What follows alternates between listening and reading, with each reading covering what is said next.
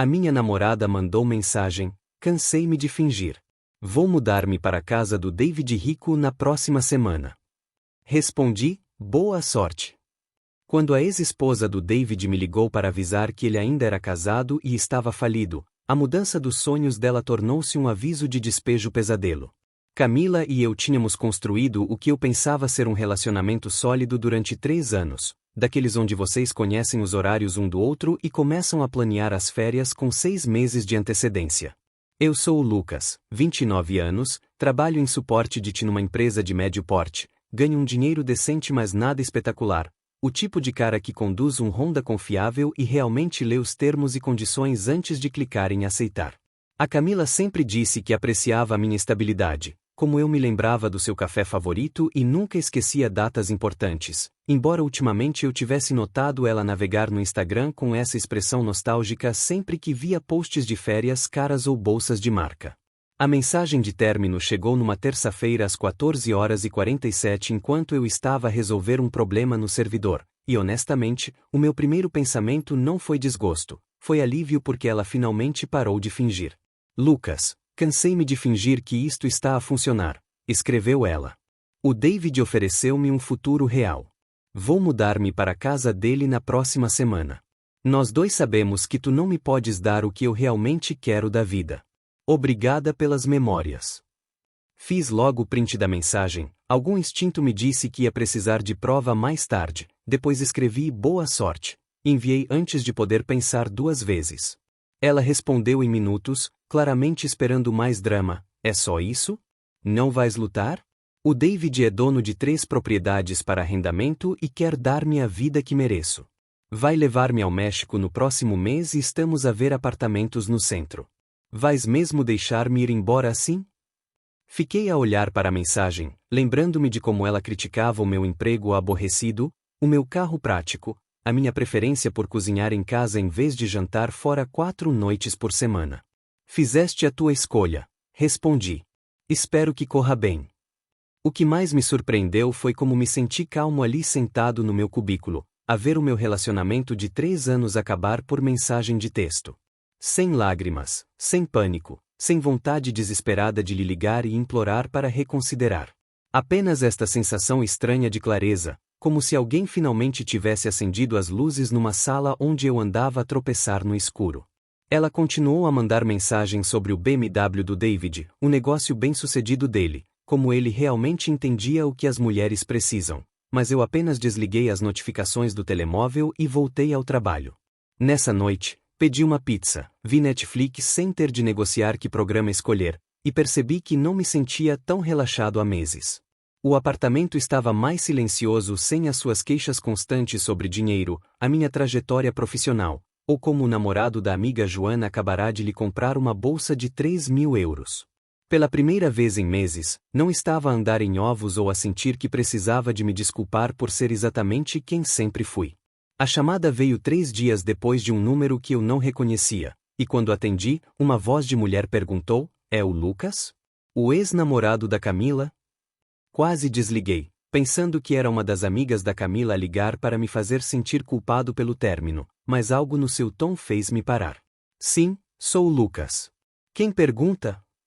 O meu nome é Laura, disse ela, e a sua voz tinha essa qualidade exausta, como alguém que está a lidar com uma crise há demasiado tempo. Sou a esposa do David. As palavras atingiram-me como água fria. Esposa. Não ex-esposa, não cônjuge separada, esposa atual. Desculpe, o quê? Consegui dizer, sentando-me pesadamente no meu sofá. David Silva, o cara com quem a tua namorada se mudou? Ele ainda está muito casado comigo. Há 8 anos. A voz da Laura era firme mas amarga. Encontrei o teu número no telemóvel dele junto com muitas outras coisas que pintaram um quadro bem claro do que anda a acontecer. Ela explicou como andava a seguir as mentiras do David há meses, vendo as contas bancárias conjuntas a secar enquanto apareciam gastos misteriosos em cartões de crédito que ela nem sabia que existiam. As propriedades de que ele se gaba? Foram executadas há 6 meses. O BMW? Apreendido na semana passada, embora ele ande a esconder isso de toda a gente. O negócio bem-sucedido? Foi despedido do emprego de vendas em janeiro e anda a viver de cartões de crédito desde então. Senti essa mistura estranha de vindicação e preocupação genuína pela Camila. Então ele está completamente falido? Pior que falido, disse a Laura com uma risada amarga. Está a afogar-se em dívidas e aparentemente pensa que a solução é encontrar mulheres para financiar o seu estilo de vida de fantasia. A tua Camila não é a primeira rapariga com quem ele fez esta aldrabice, apenas a mais recente. Fez uma pausa, e eu conseguia ouvir papéis a mexer no fundo. Olha, sei que isto é estranho, ligar-te assim, mas achei que alguém devia saber no que ela se meteu.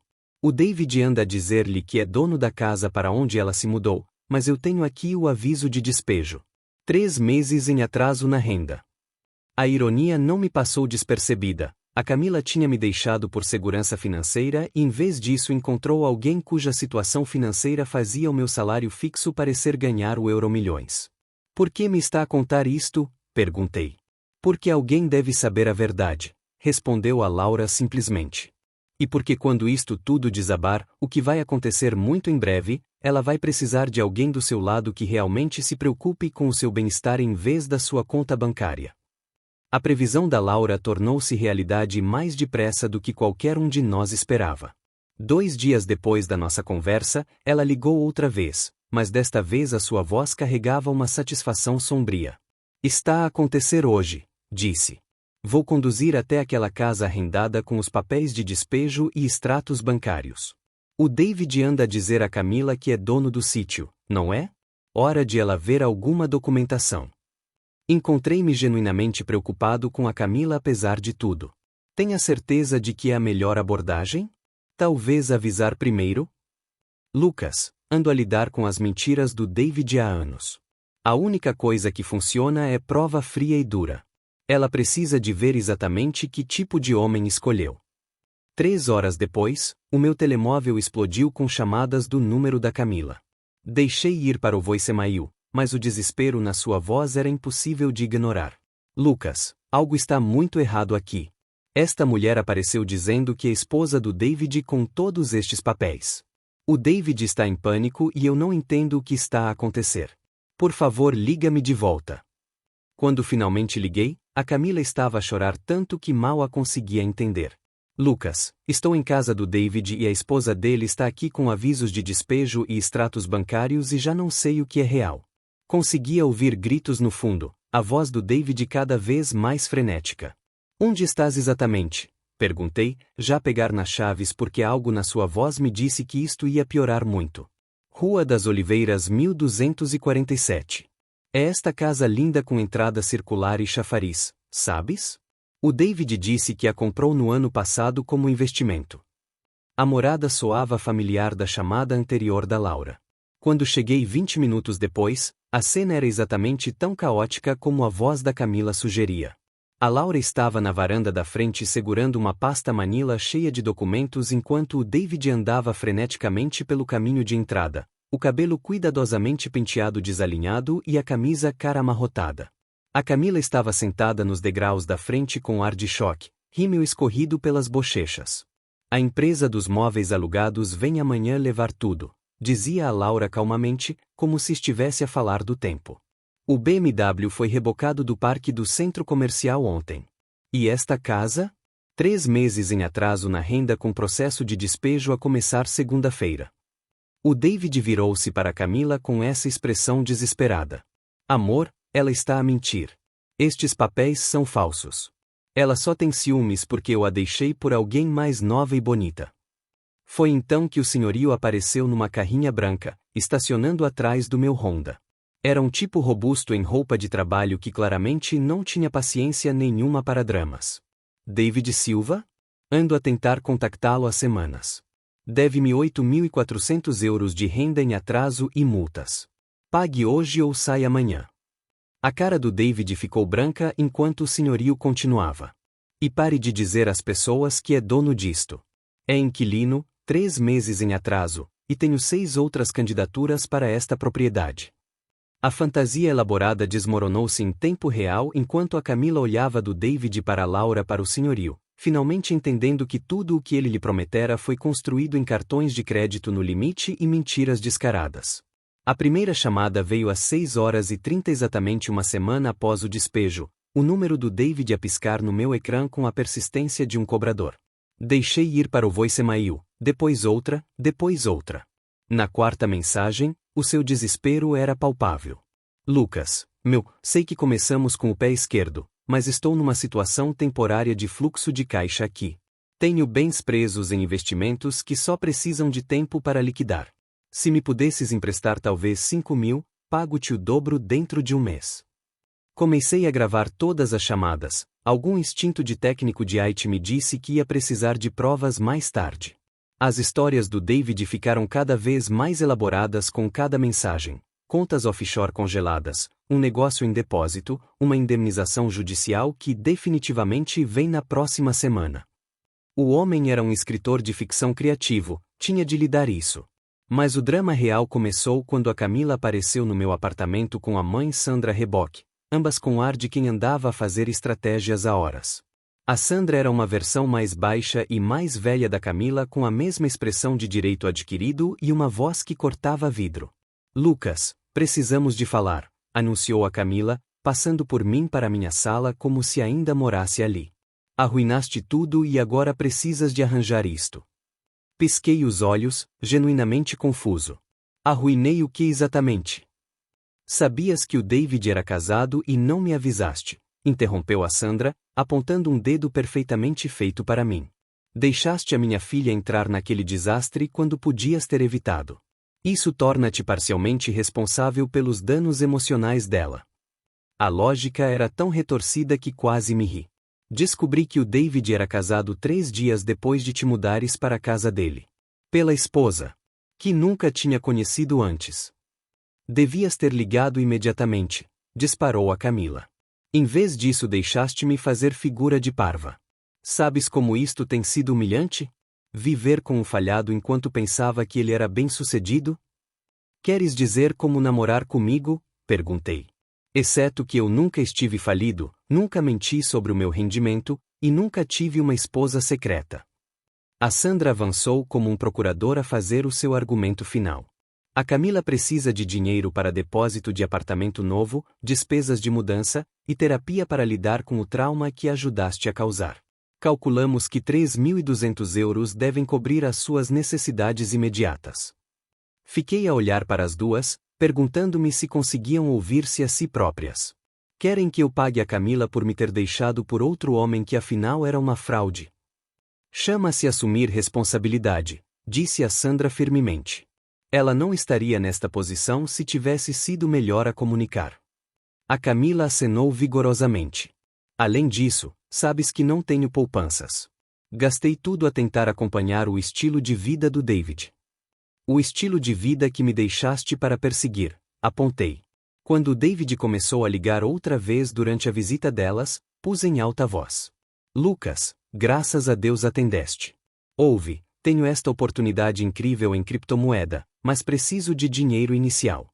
Apenas 10.000 para começar e seremos ambos milionários até ao Natal. A cara da Camila ficou pálida quando ouviu a mesma voz desesperada de vigarista com quem andava a viver. David, disse ela, e vi a perceber que eu estava a gravar tudo. Camila? Amor, és tu? Estás com o Lucas? Fala-lhe da oportunidade de investimento. Desliguei, olhei para as duas mulheres, e disse calmamente, a resposta é não a tudo. Não vou mais financiar as más escolhas de vida de ninguém. O advogado da Laura ligou-me 2 semanas depois com notícias que faziam as mentiras financeiras do David parecerem coisa de amador. Sr. Lucas? Fala Michael Rodrigues da Patterson e Associados. Represento Laura Silva no seu processo de divórcio, e precisamos de discutir alguma atividade criminosa séria envolvendo a sua ex-namorada. O meu estômago apertou. Que tipo de atividade criminosa? David Silva anda a fazer esquemas de fraude de cartão de crédito e roubo de identidade em vários distritos. Descobrimos provas de que ele usou a informação pessoal da Camila para abrir pelo menos 6 contas fraudulentas, falsificando documentos que alegavam que a minha cliente autorizou compras totalizando mais de 47.000 euros. Sentei-me pesadamente, processando o que isto significava para Camila. Então ela também é vítima. Isso é complicado, disse o Rodrigues cuidadosamente. Algumas das compras foram feitas em conjunto, e há gravações de câmaras de segurança de ambos a usar os cartões fraudulentos. O gabinete do procurador ainda está a determinar se ela foi cúmplice involuntária ou participante consciente. O âmbito da operação do David era espantoso.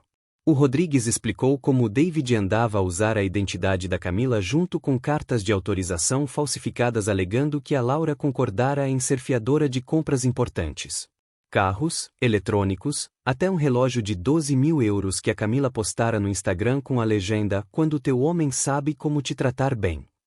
A polícia anda a construir um caso há meses, continuou Rodrigues. Ligaram-no a esquemas similares no Porto e em Faro. Estamos a falar de fraude eletrônica, roubo de identidade, fraude de cartão de crédito, ele está a olhar para 5 a 10 anos no mínimo. O que mais me atingiu foi saber como a manipulação do David tinha sido metódica. Ele visava especificamente mulheres com bons rates de crédito e históricos de emprego estáveis. O registro financeiro limpo da Camila tornou-a perfeita para os seus esquemas. O advogado fez uma pausa. Ele também tinha informação detalhada sobre o teu rendimento e hábitos bancários. Aparentemente planeava avisar-te a seguir se o relacionamento com a Camila tivesse continuado. Nessa noite, a Camila ligou a chorar histericamente. Lucas, o FBI apareceu no meu trabalho hoje. Estão a dizer que posso ser acusada de conspiração para cometer fraude. Eu não sabia nada sobre esses cartões de crédito. O David disse-me que a tia dele foi fiadora de tudo. Acreditei nela. A Camila era egoísta e materialista, mas não era uma mente criminosa. Já falaste com um advogado? Não posso pagar um advogado. A minha mãe está em pânico, a dizer que isto pode arruinar todo o meu futuro. Os agentes mostraram-me registros de compras com a minha assinatura, mas juro que nunca assinei nada assim. Camila, precisas de representação legal imediatamente. Isto não é algo que possas resolver sozinha. Vais ajudar-me a encontrar alguém? Por favor? Sei que te tratei terrivelmente, mas és a única pessoa que conheço que entende papelada complicada e coisas financeiras. A ironia era brutal. Ela tinha me deixado por alguém que parecia mais sofisticado financeiramente, só para descobrir que ele estava a usar essa sofisticação para cometer crimes federais, potencialmente arrastando-a consigo. As coisas escalaram rapidamente depois da visita do FBI se tornar conhecimento público. Em dias, o David e a Camila lançaram uma campanha de crowdfunding intitulada Ajudem o Amor Jovem a Sobreviver às Mentiras de Ex-Esposa Vingativa, completa com uma história de coitadinho sobre como a Laura estava a usar o sistema legal como arma para destruir a felicidade deles por puro ciúme. A descrição da campanha pintava o David como um empresário bem-sucedido a ser falsamente acusado por uma ex-esposa amarga que não conseguia lidar com o sucesso dele com uma mulher mais nova. Estavam a pedir 25 mil euros para lutar contra estas acusações infundadas e começar de novo. Fiz print de toda a campanha antes de a denunciar à plataforma por fraude, vendo o total de doações pairar num patético 340 euros de pessoas que claramente não sabiam a história real. O assédio começou pequeno, e-mails anônimos a chamar-me falhado ciumento que não conseguia lidar com a Camila fazer upgrade para um homem a sério.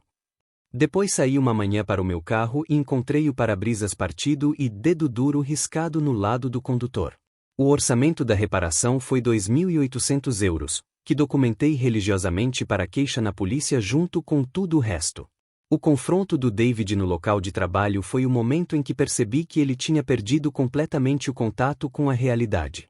Estava a sair do prédio do escritório quando ele apareceu de trás de um carro estacionado, com ar de quem não dormia há dias. A roupa cara estava amarrotada, o cabelo oleoso, e os olhos tinham essa qualidade maníaca que me fez imediatamente procurar câmaras de segurança. Isto é tudo culpa tua, sibilou, chegando demasiado perto do meu espaço pessoal. A Camila e eu éramos felizes até começares a envenenar as pessoas contra mim. Agora o FBI anda a assediar-nos por causa das tuas mentiras. Mantive-me calmo, mantendo a voz nivelada. David, nunca contactei o FBI. Os teus próprios crimes trouxeram esta atenção.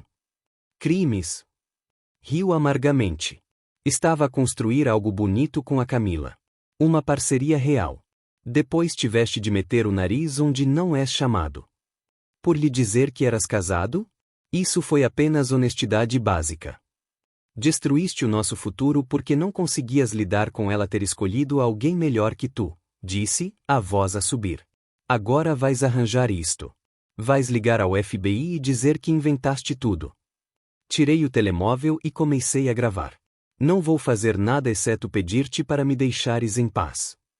Foi então que o David cometeu o erro de me agarrar o braço. Vais fazer o que eu te disser, ou as coisas vão ficar muito piores para ti. 2 seguranças saíram do prédio mesmo nessa altura, e o David fugiu para o seu carro alugado, mas não antes de gritar, isto não acabou. Entretanto, as chamadas da Camila continuaram o seu padrão previsível, pedidos desesperados de ajuda alternando com sessões furiosas de culpas. Se te tivesses metido na tua vida, nada disto estaria a acontecer, soluçou durante uma chamada noturna. O David diz que as acusações vão ser retiradas se as pessoas pararem de cooperar com a investigação. Mas o desenvolvimento mais satisfatório foi ver as outras vítimas do David emergirem das sombras, cada uma com histórias notavelmente similares de manipulação financeira e roubo de identidade, transformando seu jogo de vigarice isolado num caso federal com múltiplas testemunhas. A prisão aconteceu numa quarta-feira de manhã enquanto eu estava a rever relatórios trimestrais, e a Laura ligou-me dentro de 1 hora com satisfação mal contida na voz. Apanharam-no, disse simplesmente. Agentes do FBI prenderam o David no ginásio. Aparentemente ele pensava que fazer exercício o ajudaria a manter a imagem mesmo enquanto fugia de acusações federais. As acusações eram extensas: fraude eletrônica, roubo de identidade, fraude de cartão de crédito e conspiração em 3 distritos, com procuradores a pedir 5 a 10 anos numa prisão federal. Encontraram provas ligando-o a pelo menos 12 outras vítimas, continuou a Laura. Mulheres no Porto, Faro e Braga que todas caíram na mesma rotina de empresário rico. O efeito dominó foi rápido e impiedoso. A Camila mudou-se de volta para a casa dos pais numa semana, e segundo amigos mútuos, estava a trabalhar no retalho num centro comercial por salário mínimo enquanto enfrentava processos civis das outras vítimas do David pedindo restituição. O seu Instagram passou de posts de estilo de vida luxuoso para silêncio de rádio, depois eventualmente citações amargas sobre pessoas falsas e aprender quem são os teus verdadeiros amigos. A Sandra parou de ligar a exigir dinheiro quando percebeu que a filha estava a enfrentar potencial falência pelos processos civis. Entretanto, a investigação da Laura ajudara os procuradores federais a construir um caso hermético que permitiu a múltiplas vítimas recuperar porções substanciais das suas perdas através de apreensão de bens e ordens de restituição. Vou começar um grupo de apoio, disse-me a Laura durante uma das nossas chamadas ocasionais de Shei. Parece que há muitas mulheres que passaram por manipulação financeira similar, e falar sobre isso ajuda toda a gente a sarar mais depressa. Fez uma pausa. Devias ter orgulho em ti, Lucas. Muitos homens teriam tentado resgatar a Camila ou sido puxados para o drama do David. Mantiveste os teus limites e deixaste a verdade falar por si. 6 meses depois, fui promovido a analista sênior de sistemas com um aumento de 15% e comecei a namorar a Juliana, uma gestora de projetos do departamento de marketing que realmente comunicava como um adulto funcional. Quando ela sugeriu dividirmos os custos do jantar no nosso terceiro encontro, quase me ri de alívio. Isso é estranho? Perguntou, interpretando mal a minha expressão. A maioria dos gajos parece esperar pagar por tudo. É perfeito. Disse-lhe honestamente. Namorei com alguém que pensava que a minha carteira era propriedade comunitária. É refrescante estar com alguém que entende parceria. A Juliana riu. Ah, uma dessas. Sim, namorei com um gajo que pedia dinheiro emprestado para emergências que sempre coincidiam com lançamentos de novos videojogos. Algumas pessoas pensam que relacionamentos são apenas outra fonte de rendimento. A última coisa que soube sobre a Camila, ainda estava a viver com os pais e começar a namorar um gajo que trabalhava na mesma loja de retalho, alguém mais próximo da sua liga real agora que a realidade ajustara permanentemente às suas expectativas. O David estava a cumprir a sua sentença numa instalação federal no Porto, e o grupo de apoio que a Laura começou cresceu para mais de 30 membros. Quanto a mim, estava finalmente com alguém que valorizava honestidade, comunicação e parceria real em vez de transações financeiras disfarçadas de romance, e a vida nunca se sentirá mais genuinamente segura.